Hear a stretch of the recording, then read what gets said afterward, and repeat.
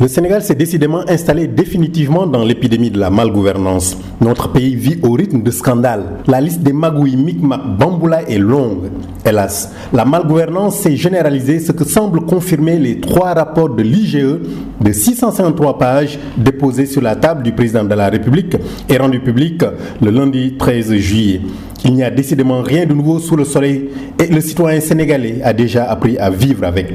L'actualité était déjà riche ces dernières semaines, une actualité digne d'un sabar boutas, d'un tong-tong national ou d'un partage de butin entre bandits. Pendant que les uns s'accaparent du littoral, d'autres se partagent l'intérieur du pays, exerçant leur boulimie foncière chez de pauvres gorgorlous et vulnérables villageois déjà épuisés par la Covid-19. Pendant que les uns profèrent des insultes, salissures, insanités et vomis qui ont choqué les égouts et heurté les poubelles, d'autres installent des machines de faux billets de banque dans le salon, écoulent de la cocaïne et de l'héroïne sans coup férir, confondent gazelles, oryx et moutons, ne distinguent pas une forêt classée d'une ferme privée.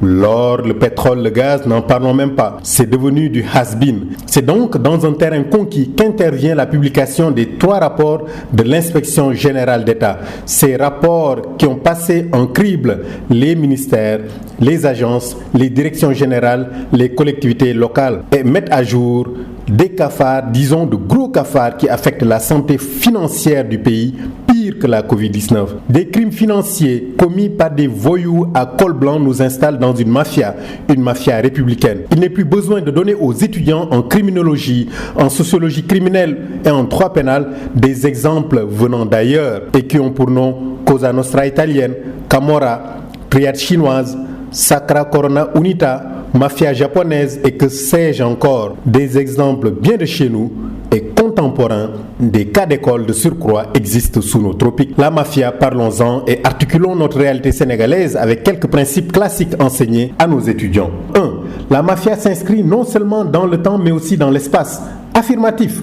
Au Sénégal, ce sont les mêmes que l'IGE épingle depuis des années et peu importe leur lieu d'affectation. Ces intouchables de la République excellent dans l'art de la récidive. Le ver est déjà dans le fruit.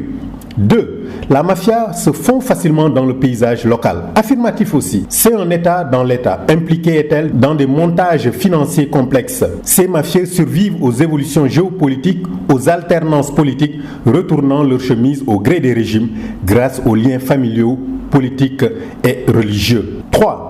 La mafia tire profit de la corruption, de l'ignorance et de la résignation du peuple. Affirmatif. Cette déviance économique et criminelle est tellement récurrente, banalisée, que le citoyen est invité à faire avec. Il est invité à apprendre à vivre avec ces scandales. Il est solennellement invité à vivre avec cette épidémie de la malgouvernance. 4. La mafia ne connaît pas la crise. Affirmatif. En pleine crise sanitaire liée à la Covid-19 ayant entraîné une récession économique partout dans le monde, les intérêts des mafieux dorment dans les paradis fiscaux et leurs biens sont à l'abri. D'ailleurs, on ne parle que d'eux et de leur forfait, occultant ainsi l'actualité de la crise sanitaire. Les mafieux ont une importante assise, beaucoup d'influence et phagocytent l'économie réelle. 5. Une mafia est un être vivant et organisé et à sa tête un parrain. Affirmatif. Certains ont parlé de système. En finir avec le système, disent-ils.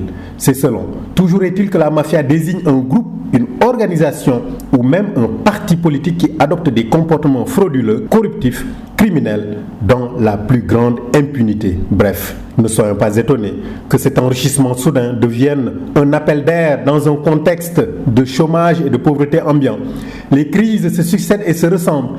Crise de l'autorité, crise des valeurs et d'autres cancers sociaux. Ajoutons-y l'anomie chère au sociologue durkheimien.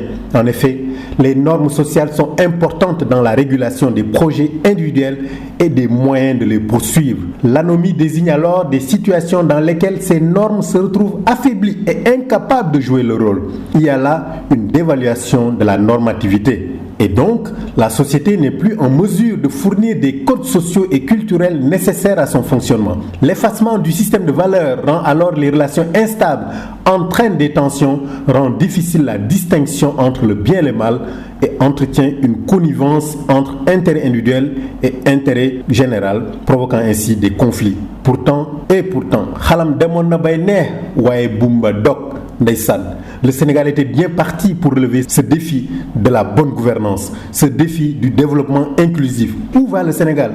Lu dal suñu askan wi, comme le demandait Baye Eli dans le film Guelwaar, dafay dem ci yoonu sanku.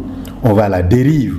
Voilà une minorité de parvenus du haut de leur égocentrisme, condescendance et insolence, devenus subitement milliardaires, qui prend en otage la majorité des Sénégalais. Les rapports de l'IGE sont publiés.